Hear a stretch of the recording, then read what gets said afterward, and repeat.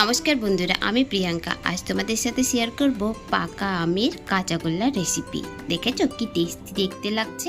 এর জন্য আমি নিয়েছি ছানা। তো এক প্যাকেট দুধ ফাটানোর পর যতটা ছানা বেরিয়েছে আমি ততটা নিয়েছি।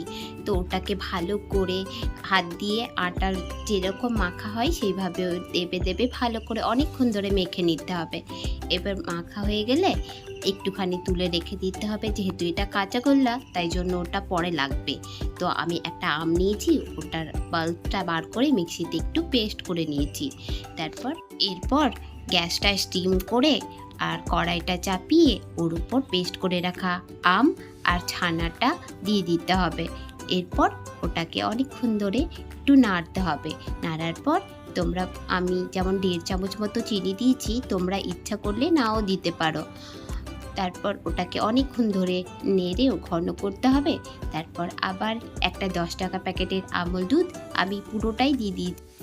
তারপর ওটা নাড়তে নাড়তে যখন অনেক ঘন মতো হয়ে যাবে তখন ওটা বন্ধ করে ঠান্ডা করতে দিতে হবে।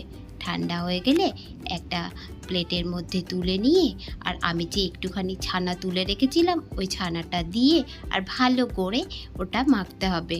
ওটা অনেকক্ষণ ধরে মাখার পর একটা সলিড ডো তৈরি হয়ে যায়। এই রকম হয়ে গেলে ওটাকে গোল গোল করে বলের মতো করে আর গুঁড়ো আমল দুধের মধ্যে একটুখানি কোট করে নিয়ে আর ওটা একটা প্লেটের মধ্যে সার্ভ করলেই হয়ে যাবে। খেতে এত দুর্দান্ত স্বাদ হয়, আমি তোমাদেরকে বলে বোঝাতে পারবো না। একবার হলেও কিন্তু ট্রাই করে দেখো।